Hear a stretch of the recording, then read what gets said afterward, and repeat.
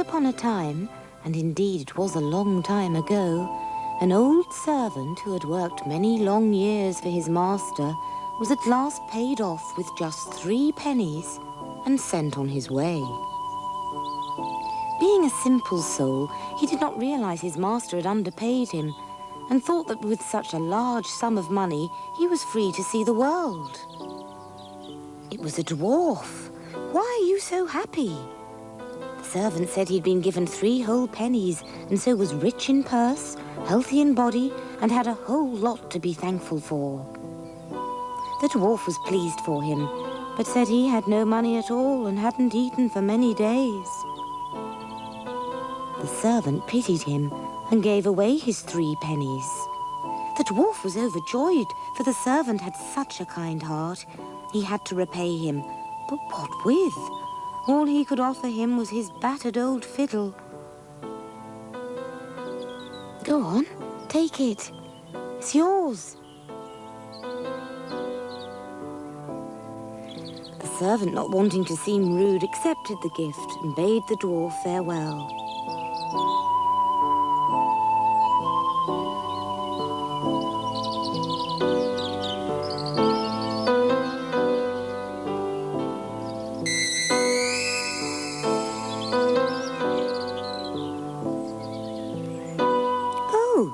He's gone, thought the servant.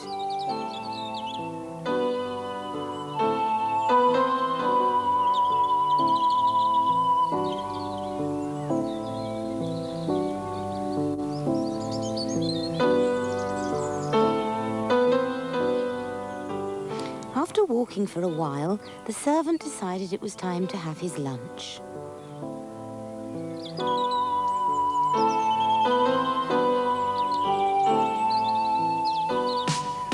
A robber.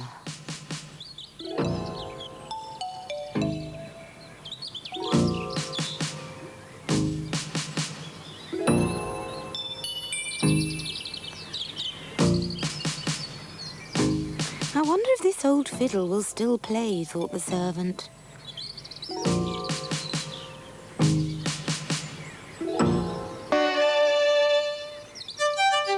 What was happening? The robber could not keep his feet still. Bless my soul, thought the servant, someone likes my music.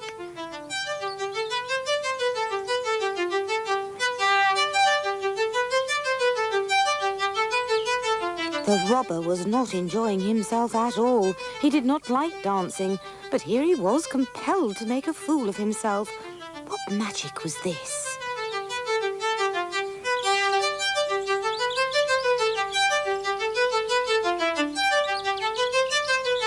The robber begged the servant to stop his playing. He could not bear to dance any longer and offered all his money if only the servant would stop. Puzzled, the servant stopped. The robber grovelled with thanks, and fearing the music might start again, he scurried away as fast as his legs would carry him. What an extraordinary fellow, thought the servant. He danced to my tune, but begged me to stop at the same time. He didn't like to take the money, and perhaps it was bewitched.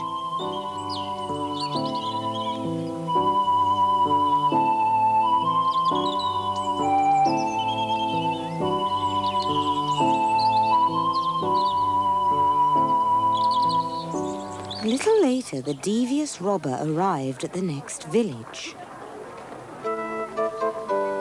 He ran onto the green, shouting to all the villagers that he had been robbed, although it was he who had really attempted the robbery.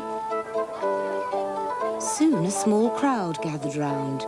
The robber insisted that he had been robbed and explained how a nasty fellow had stolen his money and taken all his clothes, leaving him dressed in rags. The crowd believed his every word.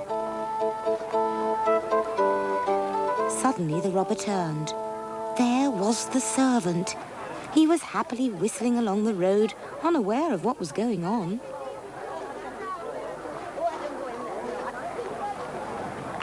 The robber called to the villagers to grab the servant. He should be put in the stocks for stealing. The servant pleaded with the villagers to allow him to play his fiddle first. One of the crowd called out to let him have this last request. Desperately, the robber tried to stop him playing, for he knew what would happen.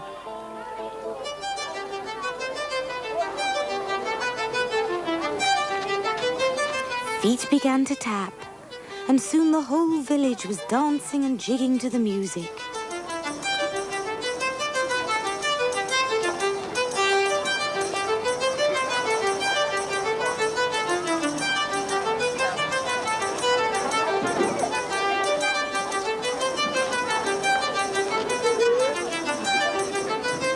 On and on they danced.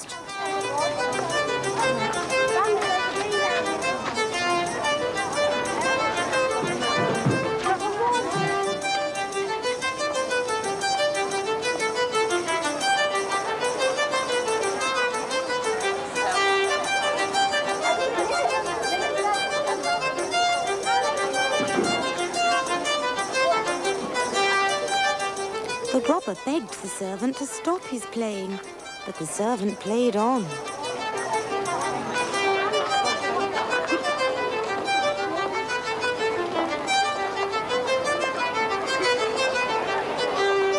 At first, the villagers thoroughly enjoyed themselves as they danced around the village green, but the music continued relentlessly, and soon their feet began to ache and their heads began to spin. The robber pleaded for the music to end. The servant said he would stop only if the robber told the truth. Reluctantly, the robber admitted his lies, but the crowd didn't hear. Louder insisted the servant. I admit it, I admit it. And the servant stopped playing. Everyone fell exhausted to the ground, except for a few villagers who saw to it that the real robber got his just deserts.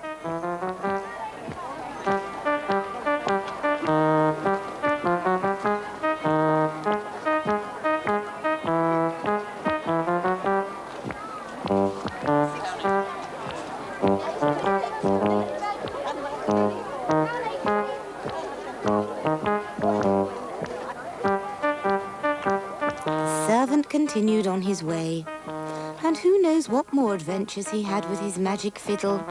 I wish him luck, don't you?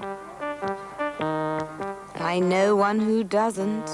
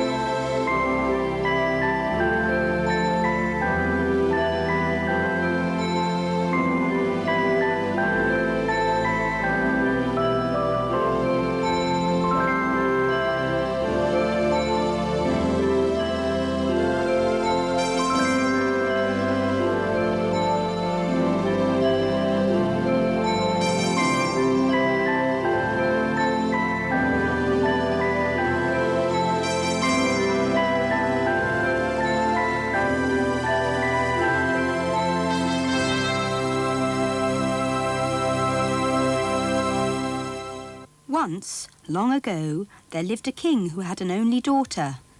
But although she was beautiful and kind, he wanted a son. So she was cast out into the world to fend for herself. The king allowed her to take just one possession. She chose her favourite ball gown and folded it carefully in a piece of cloth.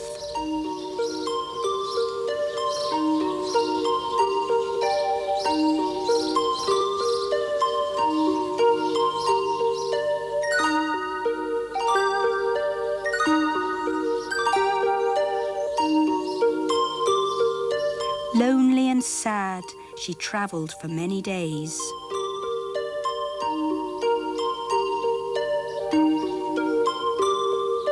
At last she came upon the gates of a grand castle and called anxiously for someone to help her.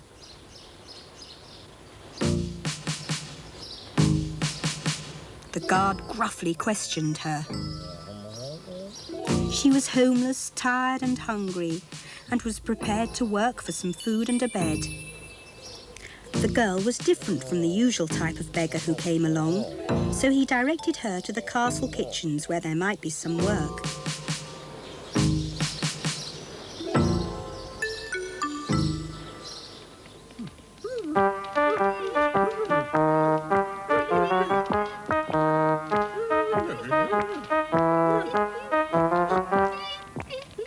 For many weeks, the princess worked hard in the castle kitchens. One day, the cook, in between shouting at the scullery maid, instructed her to prepare a special feast as the young king was holding a ball that evening.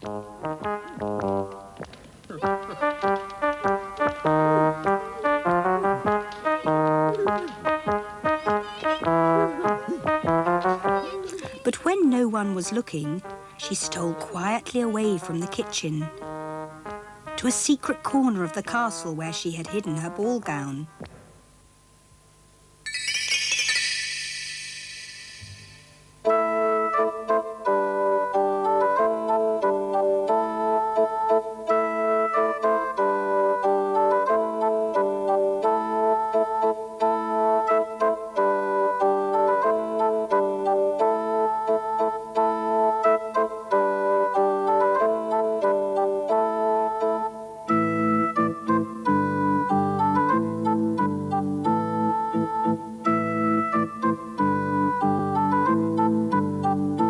Across the ballroom, she caught sight of the handsome king.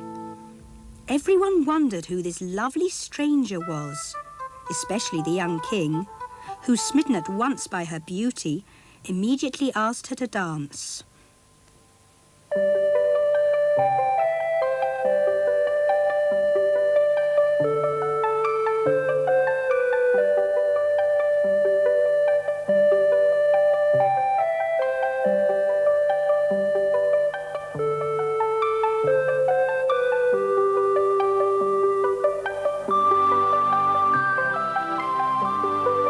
They danced on and on all evening.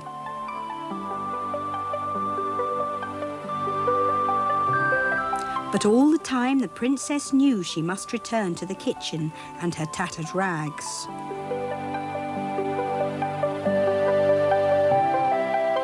And when the time was right, she quickly slipped away.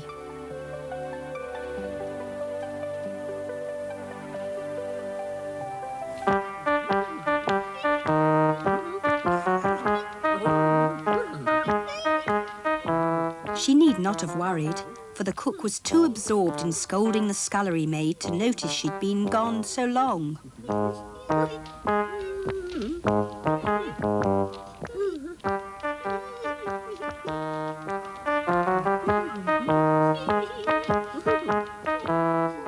The following night she stole away again and was soon dancing with the handsome king.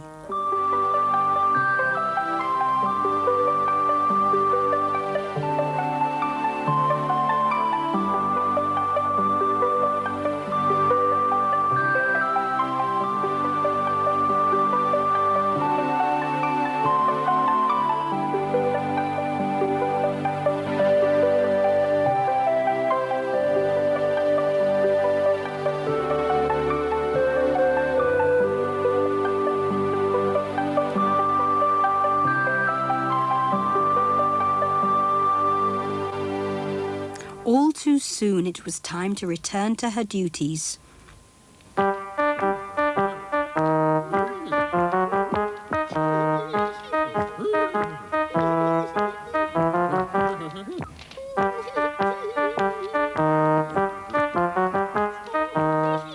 She'd got away with it again.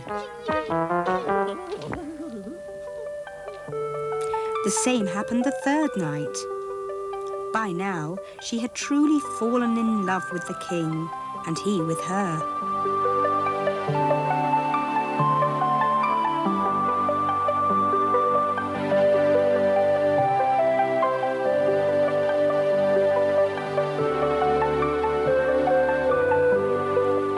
Towards the end of the evening, the king took her aside and declared his love, presenting her with a golden necklace.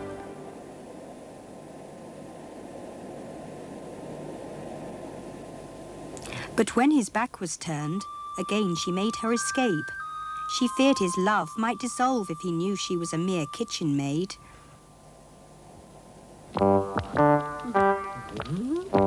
This time, the cook noticed her return and told her at once to prepare a light supper for the king.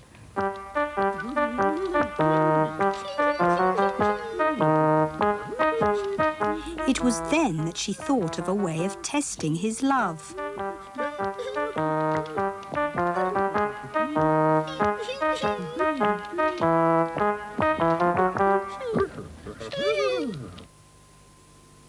Dejected, the king sat thinking of the beautiful stranger he had danced with. Where did she always disappear to, and why?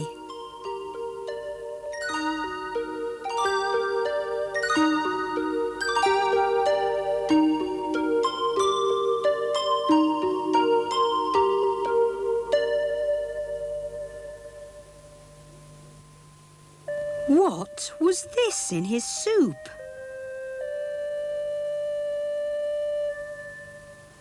Summon the kitchen staff. The cook and scullery maid were terrified. Had the meal displeased him? The princess knew better. The king wanted to know who was responsible for the necklace in his soup. The cook insisted it wasn't her, blaming the scullery maid. "It wasn't me," she squeaked. "It was me, Your Majesty," said the princess, shedding her rags. The king was delighted to see the kitchen maid was his dancing partner. Later, as she told her story, he assured her that he would love her just as much, princess or serving girl. And they lived happily ever after.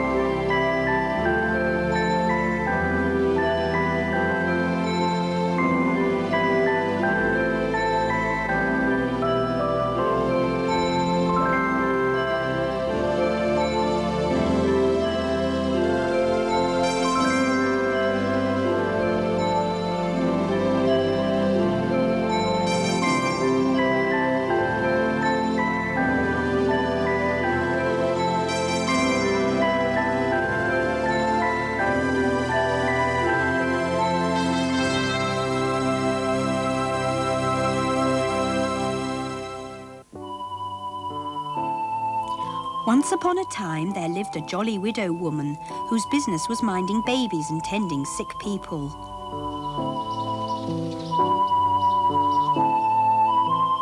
She was good and kind, and her cures had become known across the land.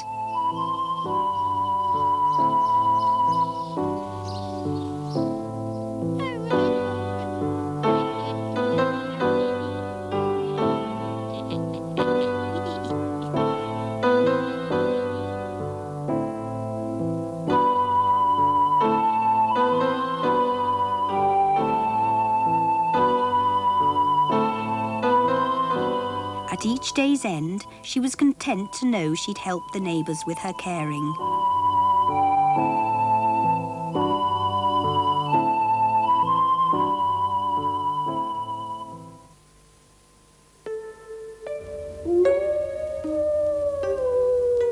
One dark night, at the stroke of midnight, she was woken by a pounding on the door.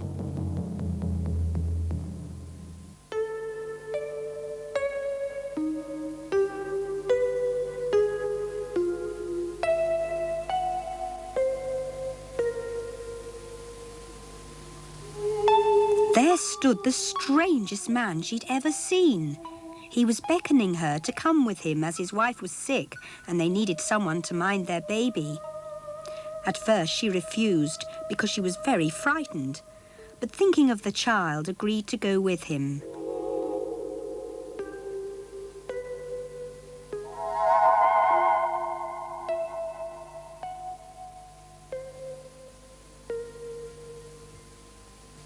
He put her on the back of his horse and they rode off into the night.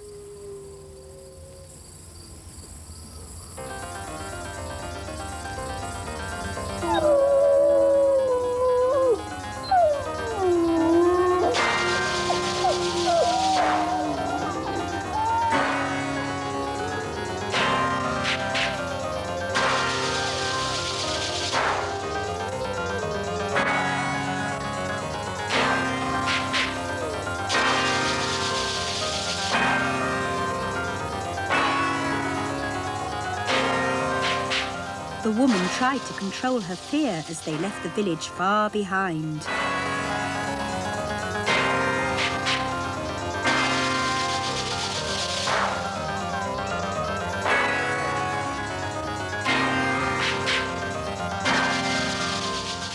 All night they rode, until at dawn they came to a little cottage in a clearing in the woods.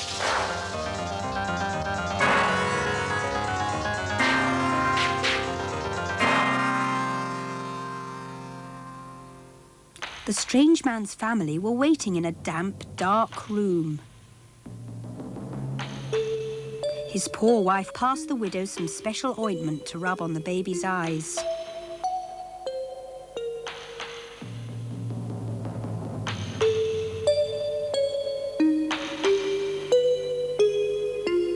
The widow thought this a strange request, for the baby seemed quite fit and well.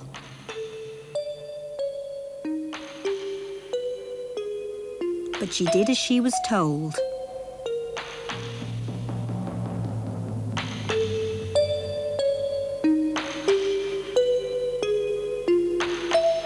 Curious to know what the ointment did, she decided to try it on herself. But the moment it touched her eye, it was a fairy cottage. The ointment revealed things as they really were.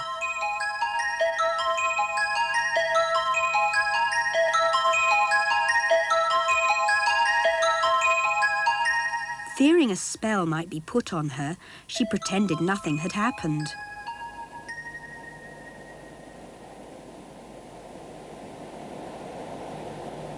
Soon all was well. The strange little man paid her generously and took the widow home.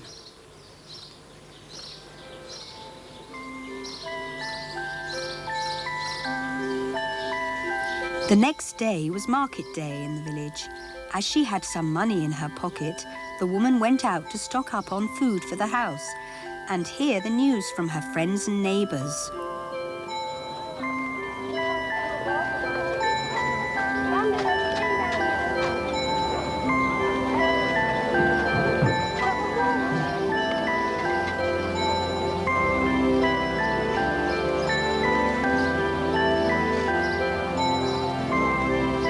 It was a day the whole village looked forward to.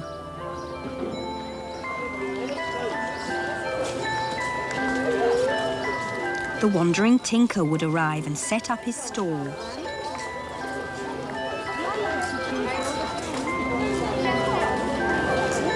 People from all around would bring their vegetables to sell, and the baker would bake extra bread and sticky buns.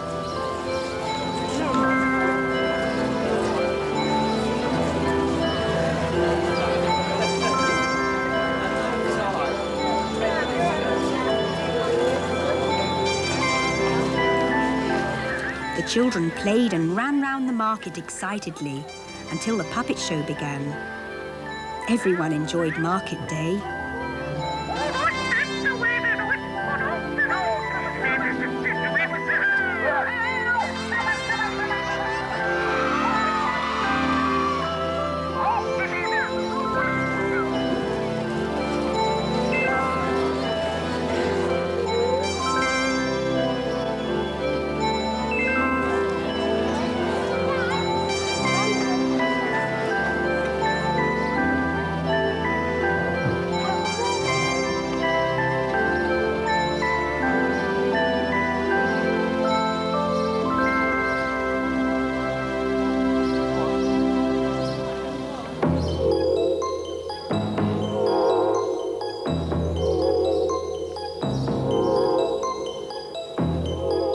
Who was this? It was the strange little man, stealing from all the stalls. The widow was puzzled. Why didn't someone stop him? He was invisible to everyone. Only she could see him because of the fairy ointment. She asked after his wife and children. The man was shocked. She could see him. But of course she could. Oh, can you? Yes, she could, as clear as day. With that, he blew some magic dust into her eyes. Where had he gone? And then she noticed something strange at the bread stall. A loaf of bread moving on its own. Of course, he must still be there, but now he was invisible to her as well. The dust he'd blown into her eyes had stopped her seeing into the fairy world, and she never saw another fairy again from that day to this.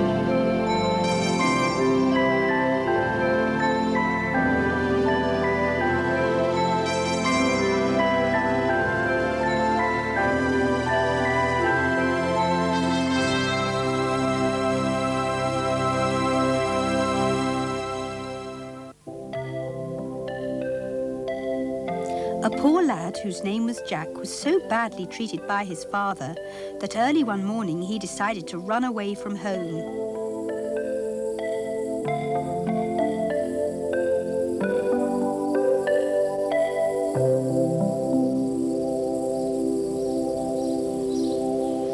his journey, he came across a gypsy woman having some difficulty chopping wood. He asked her if she needed help. She gratefully accepted, as the axe was too heavy for her.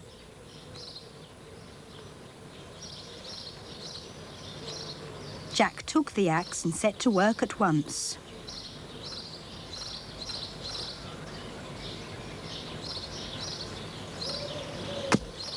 She was delighted by his strength and willingness to work and offered him a job on her land.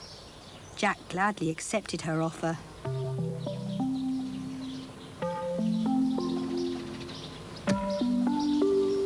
He worked hard for a month and a day, and when the time came for him to move on, she rewarded him with a pony, explaining that it was no ordinary animal. He was curious about this odd gift, but she explained that if its ears were pulled, gold coins would tumble from the pony's mouth, and Jack would always be rich. He thanked the woman and decided to make his way home. He arrived at an inn to order a meal, for he was very hungry.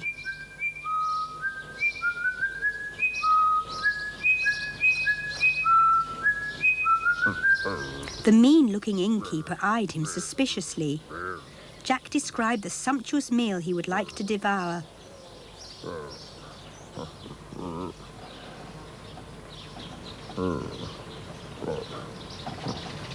"Where's your money?" Jack confidently walked over to his magic pony.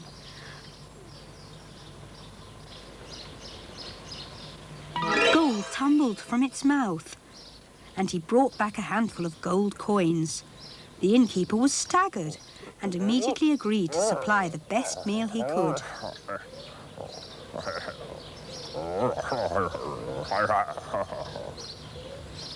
Jack tucked into his meal,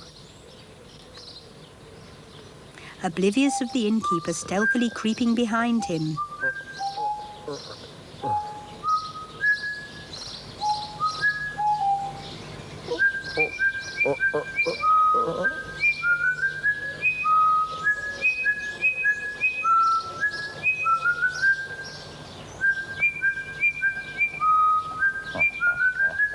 He was exchanging the magical pony for an identical one of his own.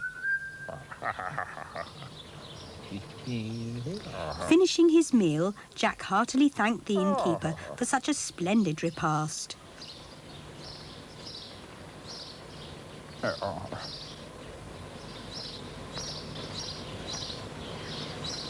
Untethering the pony, he continued his way home.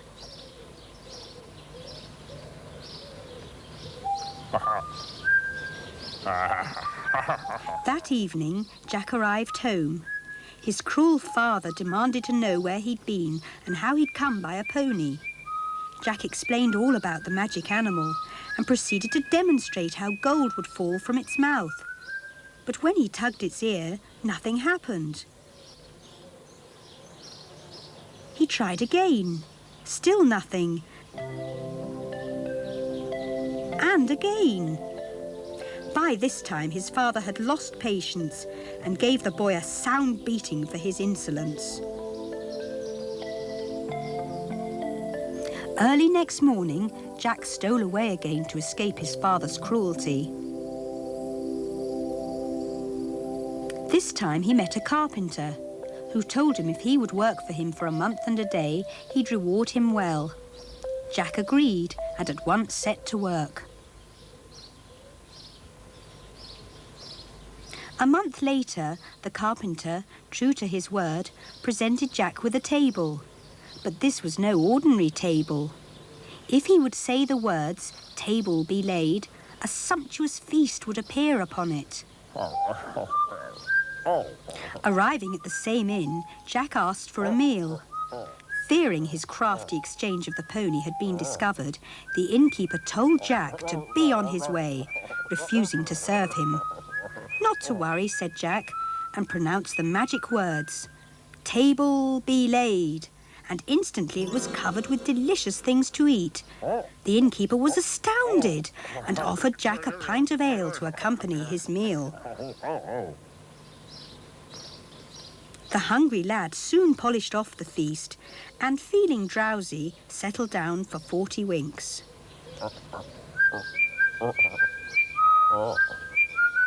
The cunning innkeeper had hurriedly made an identical table, and while Jack slept, swapped the tables over. Waking up the lad, he asked him if he was quite replenished. Jack paid him for the ale and made his way home with the table, unaware of the innkeeper's devious trick. Once again, Jack returned home, hoping to at last win his father's approval with the table's magic powers. But as he said the charmed words, "Table, table, be laid," not a morsel appeared upon its surface. His father was not amused, and Jack was once again subjected to a heavy beating.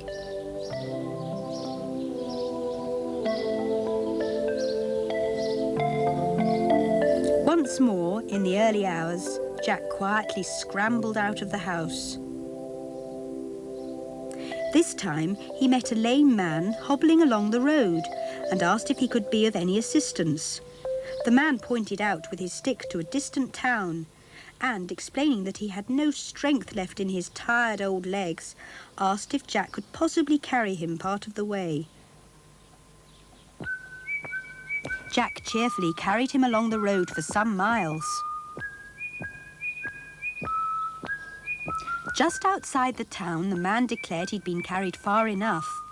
As a reward for Jack's kindness, he presented him with his walking stick, saying that should he meet anyone who angered him, he only had to say the words, "Up stick and at him," and the stick would beat the culprit black and blue. With that, the lame man stood bolt upright and strode back the way they'd come and vanished. That's very odd, thought Jack. Oh well, I know the place to try this stick's magic. Jack demanded the return of his pony and table. The innkeeper refused, so Jack picked up his stick and, warning the innkeeper he'd regret it, commanded the stick to up stick and at him. The stick came to life and rained blows upon the wicked innkeeper until he cried out for mercy.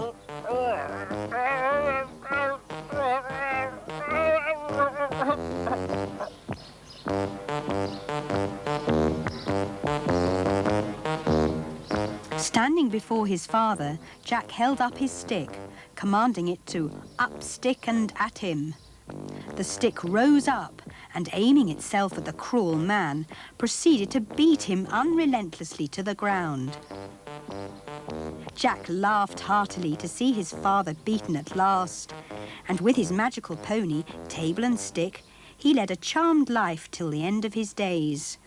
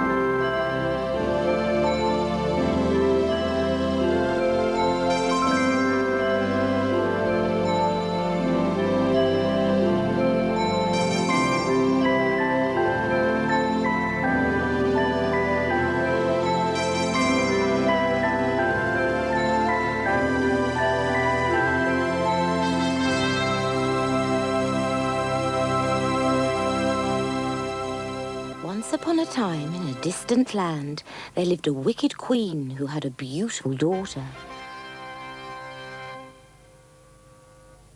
She declared that anyone who could perform 3 special tasks could have her daughter's hand in marriage, but if they failed, they would lose their head.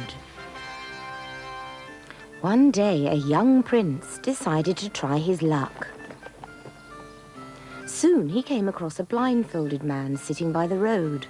The man stopped the prince and asked him if he needed a servant to accompany him on his journey. But the prince had no use for a blind man. Blind? He told how his eyesight was so powerful that he had to wear a blindfold to see normally. Thought the prince, this stranger might be useful, and invited him along. And so they ventured on.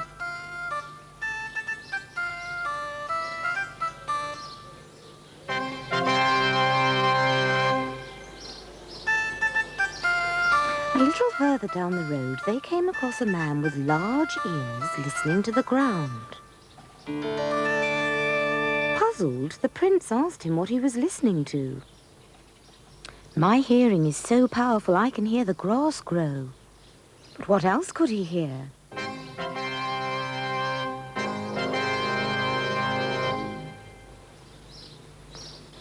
I hear the swish of an axe as someone loses his head. Yes, that would be right, replied the prince, and invited the big-eared man to join them. And so together they ventured on.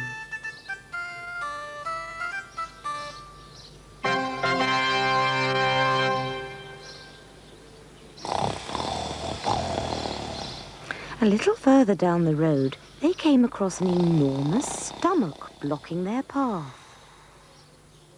"Excuse me, O large one," called the prince politely. "May we pass?" The giant awoke. "Take me as your servant, O master." The prince hastily agreed, not wishing to offend the giant. And so together they ventured on to the castle of the wicked queen.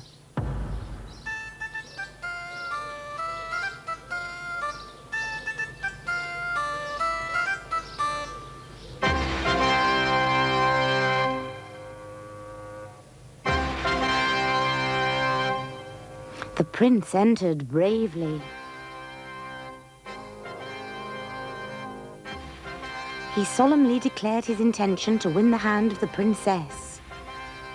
The queen just laughed haughtily at this upstart, and the princess begged him not to try. But he had already fallen in love.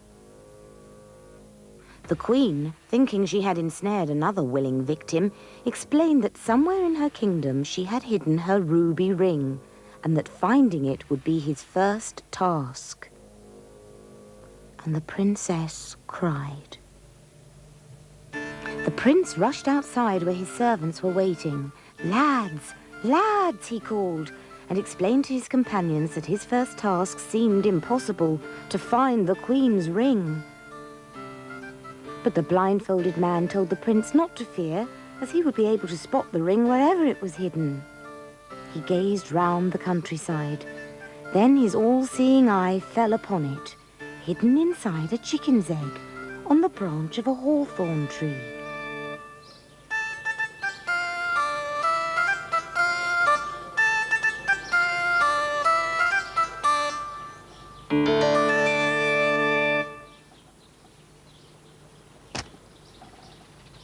There it was, his first task complete. The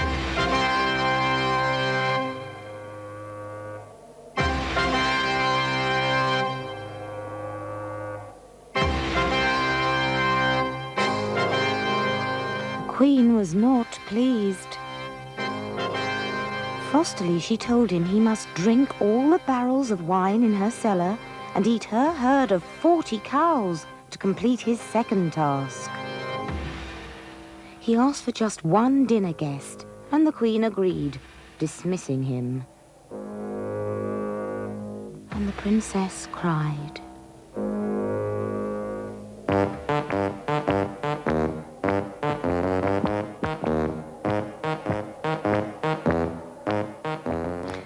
prince was finding it hard going, eating and drinking so much.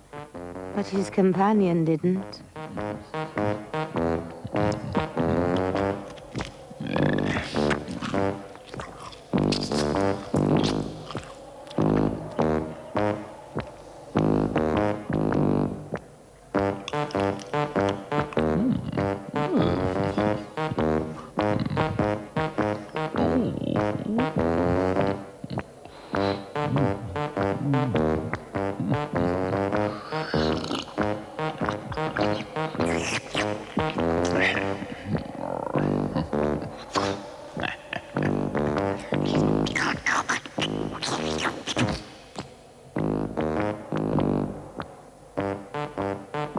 Soon the prince, a little unsteady on his feet, returned to the throne room and declared that he had completed the second task. The queen was now really angry. Icily, she told him that his third task was to guard her daughter for 1 whole day. "And if you fail," she said, "off with your head." And the princess cried. "This seems rather an easy task," thought the prince as he glanced shyly at the princess. Soon they were deep in conversation.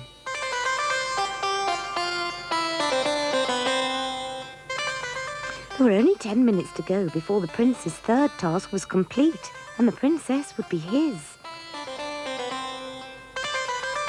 When suddenly, the wicked queen had been practicing her evil arts.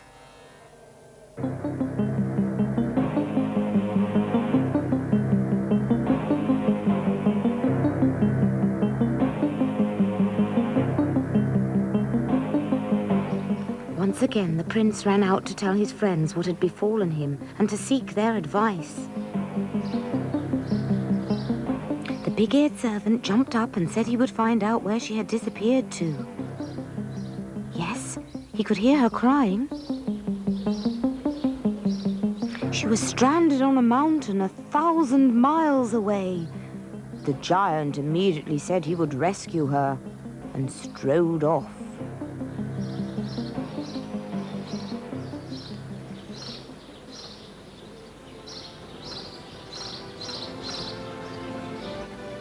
Soon the giant returned with the princess in his arms.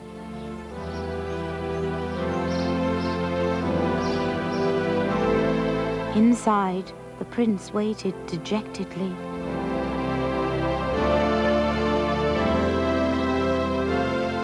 It was his love.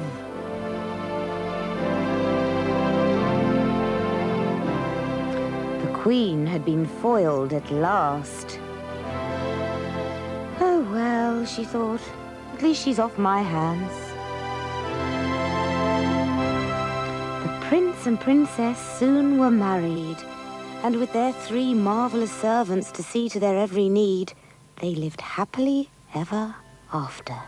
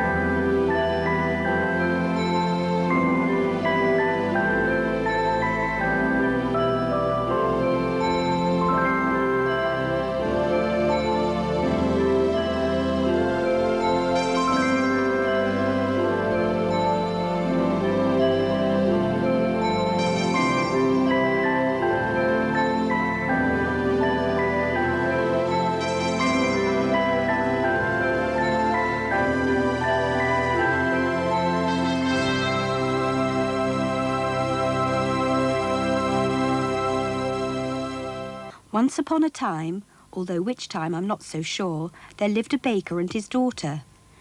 Now, although this baker had his shop in the middle of the little town and baked the most delicious cakes and pies, he didn't have many customers because he was very rude to everyone who called, and he cheated them whenever he could. One bright winter's day, everything was as usual in the town. People from the surrounding villages came in to do their shopping. They would go to the butchers, they would go to the grocers, they would go to the fishmongers, they would go to the cobblers, they would go to the bakers at the top of the town, they would go to the bakers at the bottom of the town, but they would hardly ever go to the bakers in the middle of town.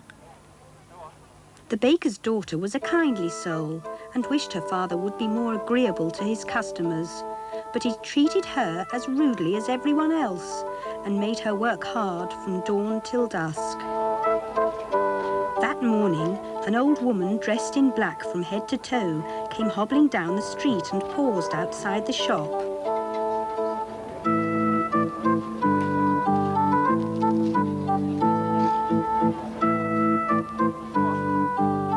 Gingerly, she went inside.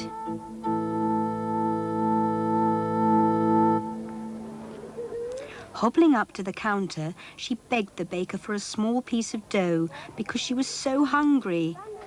The baker told her to be off. As his daughter worked, she could hear the old woman pleading. "Go away," growled the baker, but his daughter begged her father to bake the old woman a small loaf. He reluctantly agreed and told the old woman to sit in the corner while he baked a little piece for her.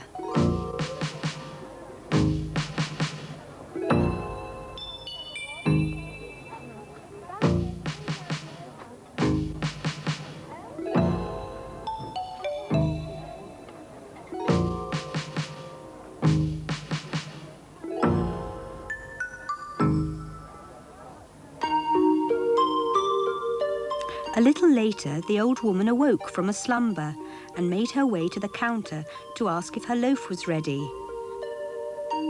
The baker had forgotten all about her and angrily went to the oven to remove the bit of bread.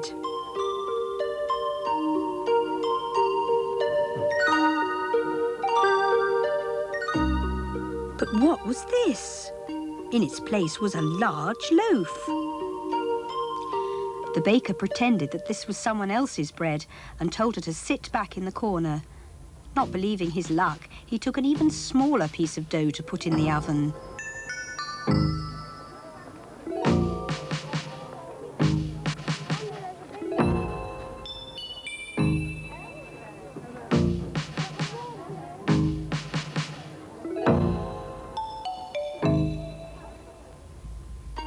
Some time later, the old woman again awoke and went over to the baker to ask if her bread was ready, for she was very hungry.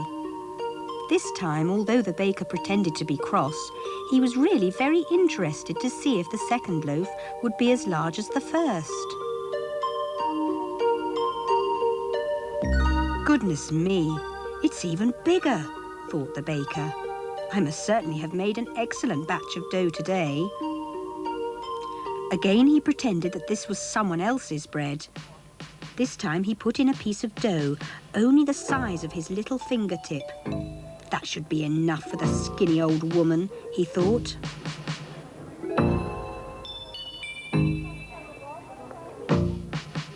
A short while later, the baker stopped his work and looked to see if the old woman was still sleeping. Why should I let her have the bread if it's going to be such a good size? He decided to have a crafty look. This time the bread was so large it filled the oven. The baker gloated as he put it on the counter to cool. "That's my bread," cried the old woman. But the greedy baker would not let her have it. "It's mine," he cackled. But what was this? The old woman had become a fairy. She uttered some magic words and cast a spell to change the baker into a gingerbread man.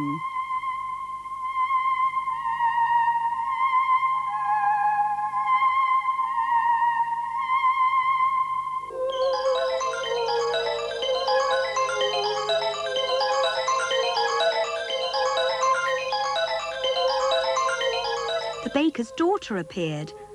"Oh, father," she cried. "What have you done to him?"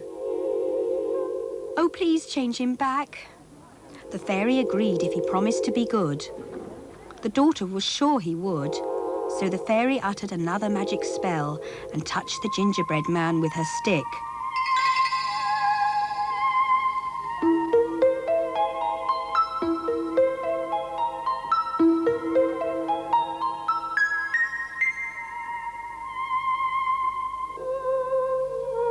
Shaken, the baker rose to his knees and humbly thanked the fairy. She said it was only his daughter's pleading that made her change her mind, and he must never try to cheat his customers again. The baker eagerly agreed and promised from now on he'd be good and would make up for his wrongdoings and be honest and kind to his customers. The fairy warned that if she heard of him cheating customers again, he would become a gingerbread man forever.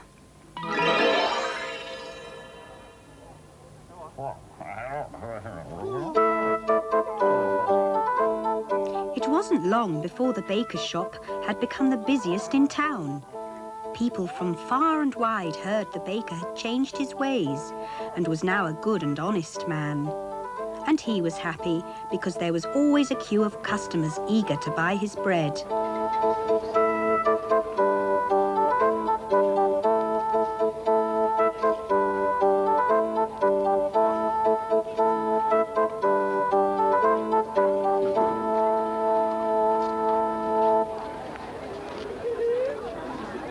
And from that day to this, you can always be sure of a fair deal at the most popular baker's shop in town.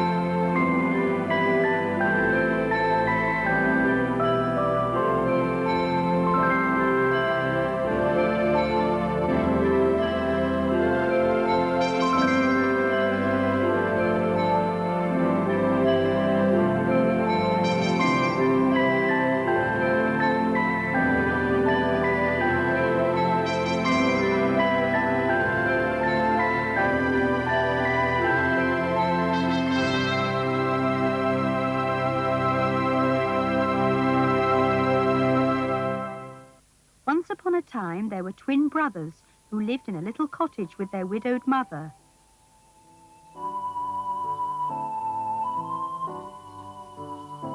One day, as they were chopping wood, their mother called to them. She explained that as they were so poor, the time had come for them to leave home to make their own way in the world, for there was no future for them at home. She gave them each a loaf of bread to start them on their way, and also a special knife, which, once the time came for them to go their separate ways, they should stick into the trunk of a tree. As long as they remained safe and well, the knife would retain its shiny hue. But if one of them fell into danger, the knife would turn to rust. So off they ventured as their mother tearfully waved them goodbye.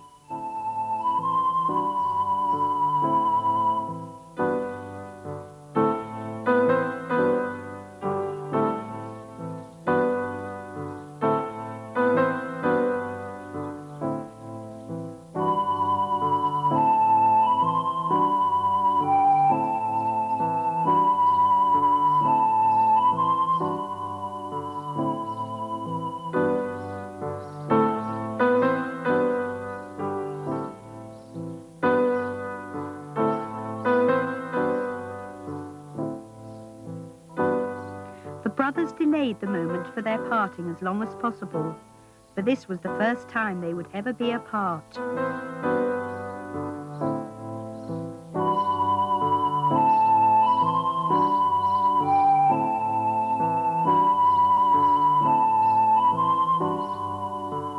They entered the dark wood where they knew the paths diverged. This was the place to go their separate ways.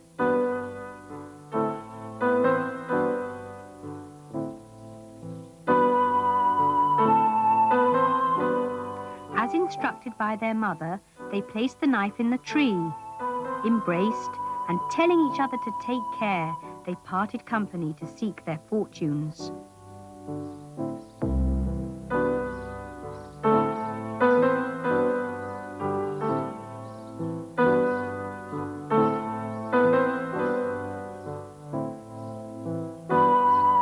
Sometime later, the first brother, having walked some miles, decided to have a rest and sample his mother's loaf of bread. No sooner had he taken a bite when a strange woman appeared from behind a tree. She asked him for some bread, for she hadn't eaten for many days. He kindly gave her half his loaf, which she began to devour eagerly. Grateful for his generosity, she confided that beyond the hill was an enchanted village, where everyone had been turned to stone. There he would find a crock of gold and a pot of water. If he ignored the gold, but used the water to anoint the villagers, he'd break the spell and gain great riches. Wishing him well, she scuttled back into the trees. Puzzled, the first brother decided to investigate.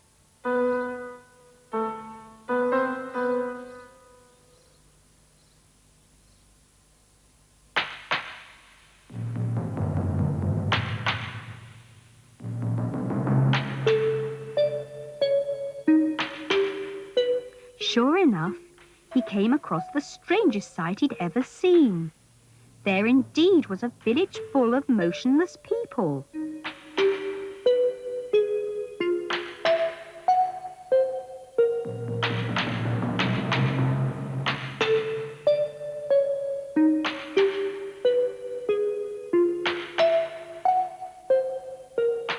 The first brother wandered about the frozen figures, amazed by what he saw.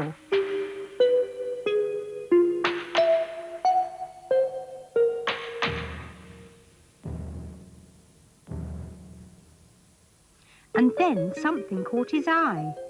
As the woman had predicted, there indeed was the crock of gold. He reached for it, and then the water. He hesitated, remembering the woman's words, but the glittering gold was too tantalizing for him to refuse. But within seconds, he too had turned to stone. In his lust for the gold, he'd ignored the woman's instructions.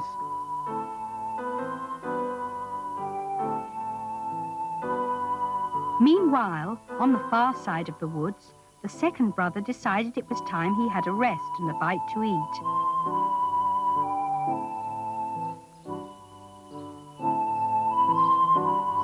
As with his brother before him, the strange woman appeared and beseeched him to spare a morsel of bread, for she was very hungry and hadn't eaten for days. He generously offered her the whole loaf, saying her need was greater than his. The woman thanked him profusely and proceeded to recount the same tale of the enchanted village, where he would find a crock of gold and a pot of water. If he ignored the gold but took the water and anointed the petrified villagers to break the spell, great wealth would be his. She wished him well and scurried away.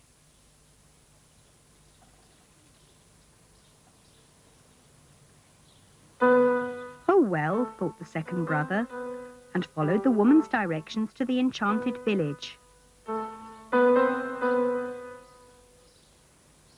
As he walked along, a feeling of unease came upon him.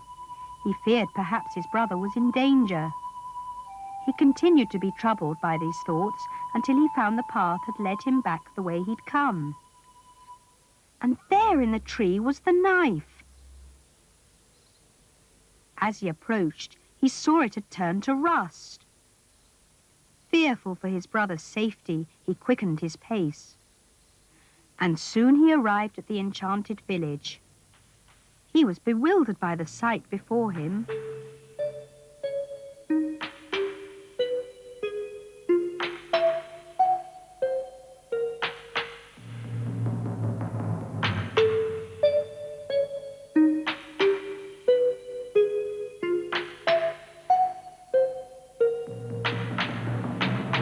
He wandered about, astounded to find that even as he touched them, the villagers remained motionless.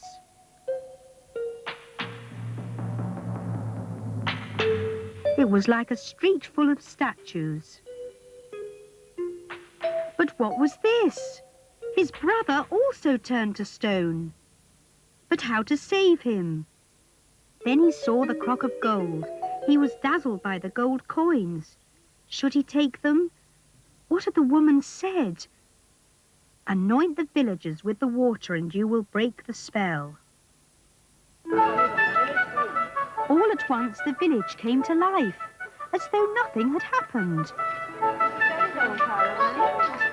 The two brothers found each other and embraced. Indeed, as the woman predicted, great wealth was theirs.